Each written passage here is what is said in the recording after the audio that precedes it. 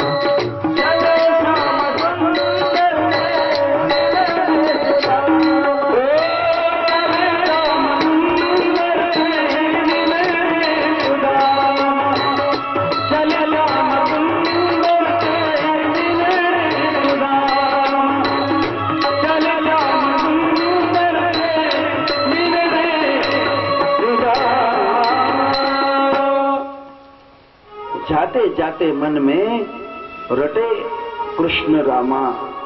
श्री कृष्ण गोविंद हरे मुरारी असं चिंतन करत करत सुधाम देवजी चालले. ऊन इतकं आहे, त्रास होतोय, पण काय करणार, पायात काय नाही, डोक्यावर काय नाही. चालता चालता पुढे एक नदी लागली सज्जनांनो. नदी द्वारकाधीशांना काही कळत नव्हतं, कळत होतं, पण भगवंताचं असं आहे महाराज, तो घेतो तेव्हाच देतो, मागितल्याशिवाय देत नाही. सुधाम, जोपर्यंत तू माझ्याकडे काही मागत नाही मी तुला देणार नाही. आणि सुधामाचं म्हणणं आहे, देवा मरून जाईल पण मी तुझ्याकडे काही मागणार नाही. म्हणून सच्चा भक्त निघाला. नदी होती मध्ये, तो केवट नाव लिंबाच्या झाडाला, एका झाडाला बांधून तो निघून गेलेला होता. आणि याला पलीकडे जायचं होतं, ऊन होतं.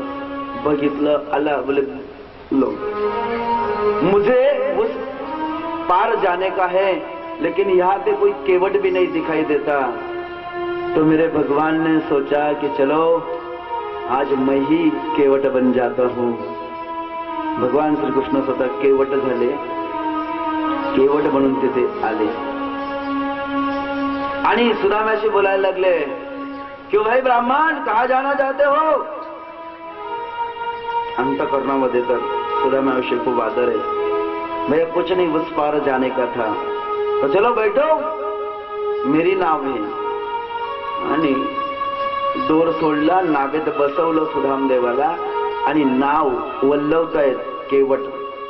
नाव नदीच्या मध्ये आली आणि मध्ये आल्याच्या नंतर विचारायला सुरुवात केली, भैया वैसे तो मैं दोपहर में नाव चलाता नहीं, लेकिन आप थके मांझे दिखाई दे रहे हो, ब्राह्मण दिखाई दे रहे हो, कुछ खाया पिया भी नहीं लगता ऐसा। बोले तो उस पार मैं आपको करा दूंगा, लेकिन आपके पास मेरी नाव का देने के लिए किराया है ना? किराया म्हटल्यानंतर सुदाम जी, भैया भैया वापस चलो, वापस चलो, मुझे नहीं जाना उस पार, देखूंगा मैं तैर के चला जाऊंगा, नदी पार पानी कम होएगा तब चला जाऊंगा। अरे क्यों क्यों? भैया मेरे पास पैसे नहीं, केवट जी नाव वापस ले चलो, मैं नहीं जाना चाहता। अरे भाई तेरे पास पैसे नहीं? रहने दो रहने दो, अभी मैं बहुत सारे लोगों को पार लगा देता हूं, जो पैसे देते हैं भक्ति का उन्हें भी पार लगा देता हूं, जो मेरा नाम जपते हैं उन्हें भी पार लगा देता हूं, जो किराया देता है उन्हें भी मैं पार लगा देता हूं, लेकिन जो किराया नहीं देता बहुत सारे ऐसे नास्तिक है कि मैं उन्हें भी पार लगा देता हूं। भगवंताला प्रत्येकाची चिंता आहे मला।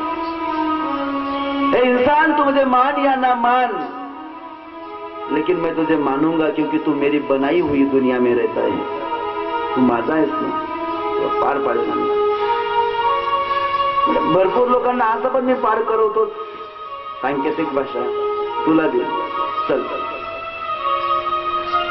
चालता चालता मध्येच विचारलं, ब्राह्मण कहा जाना चाहते हो?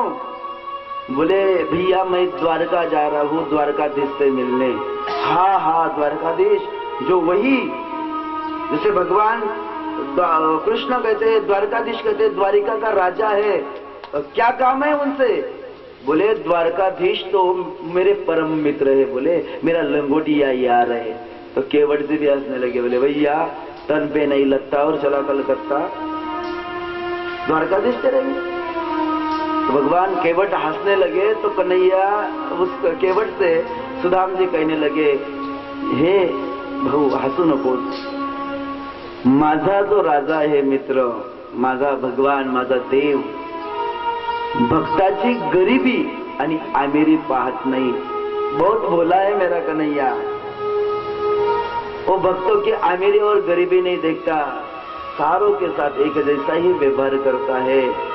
आणि केवटाने ते शब्द ऐकल्याच्या नंतर त्यांच्या डोळ्यात पाणी येऊन गेलं आणि मनात त्या मनात म्हणतायत की हे सुदामा, जमाना कहाँ चला गया लेकिन मेरा सुदाम जहाँ के वाही है।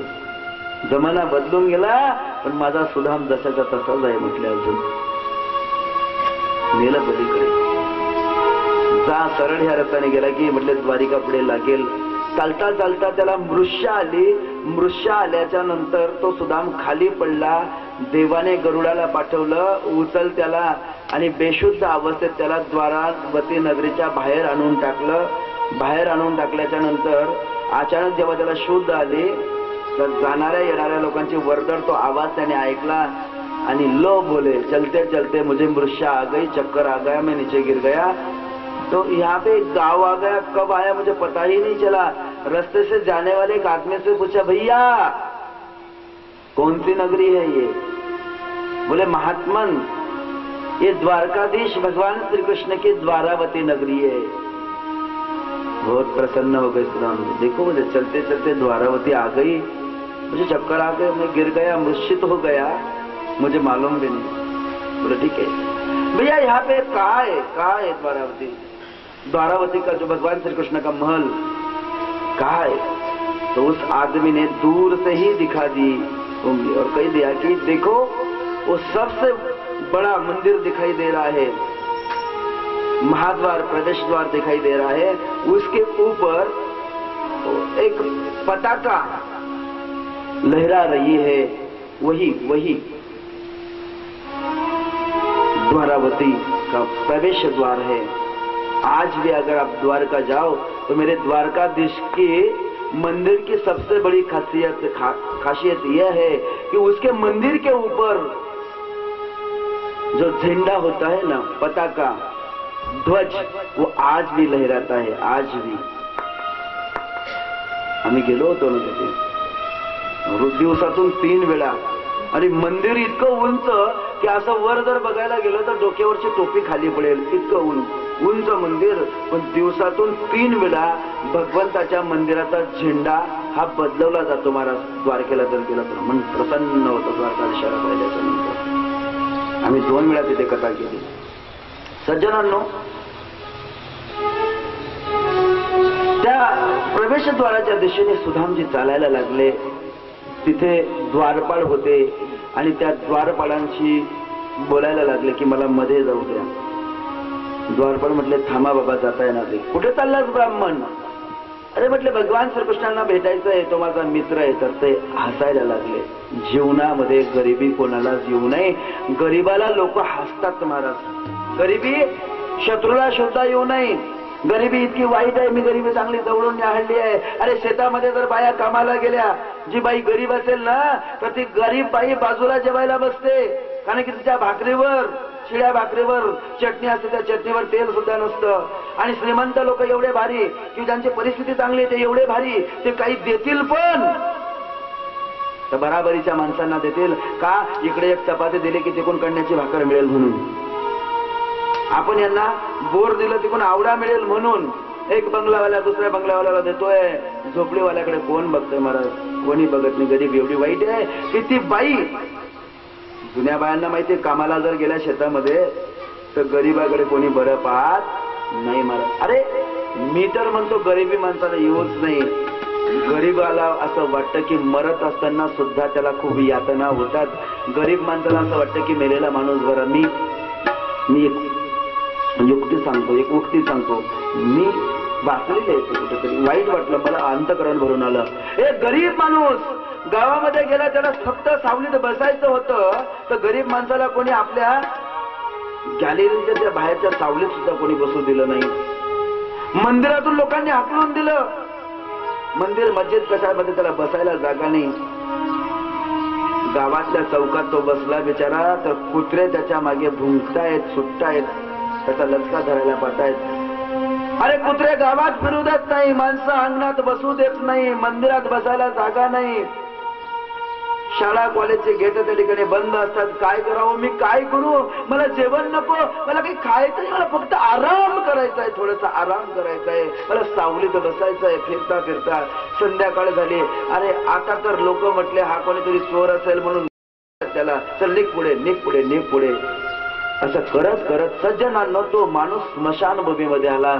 स्मशानभूमीमध्ये आल्याच्या नंतर कोणीतरी नुकतंच एक प्रेत गाळलेलं होतं, एक प्रेत पुरलेलं होतं, आणि प्रेतावरची माती काही प्राण्यांनी काढलेली होती, आणि त्या प्रेताच्या वरचं जे कफन होतं ना, कफन ते कफन असं वाऱ्याने उडत होतं आणि त्या प्रेताचा चेहरा दिसत होता। तर ह्या गरीब दरिद्र माणसाने त्या प्रेताकडे पाहिलं आणि त्या प्रेताला म्हणाला, वा रे वा, हे प्रेता, हे माणसा, काय आरामशीर झोपलायस। म्हटले तू किती भाग्यवान आहे माझ्यापेक्षा। दरिद्री इतकी वाईट आहे, गरिबी इतकी वाईट आहे की गरीब माणूस त्या मेलेल्या प्रेताला म्हणतो की तू किती भाग्यवान आहे, माझ्यापेक्षा गरिबी इतकी वाईट आहे। आरामशीर झोपला, आरामशीर।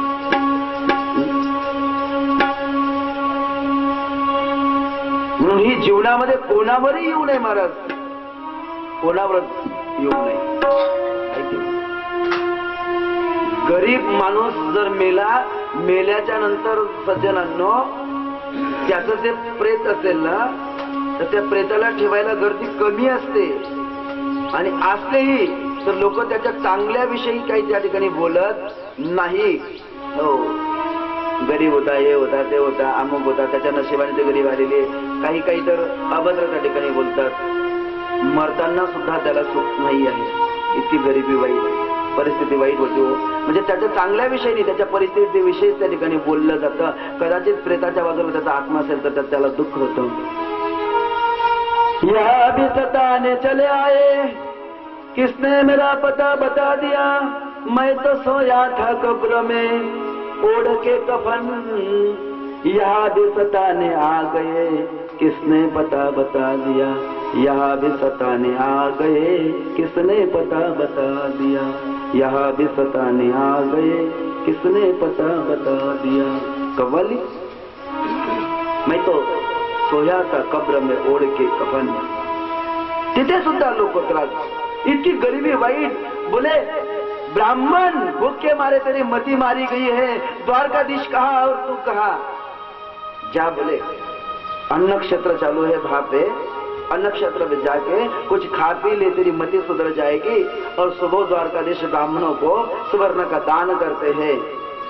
महाद्वार पे आकर तब दान ले लेना.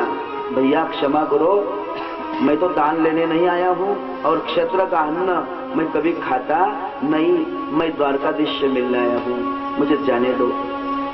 ठीक है, नहीं जाने देते ना तो तुम सिर्फ उस द्वारकाधीश से इतना जाकर कह दो कि तुम्हारे दर पे तुम्हारा एक मित्र गरीब सुदामा आया है, द्वारपालो इतना तो करो मेरे लिए. देखो देखो ये गरीबी, ये गरीबी का हाल, कृष्ण ने तन पे विश्वास ले आया,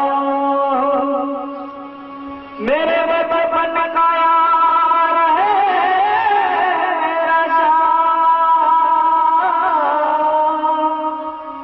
यही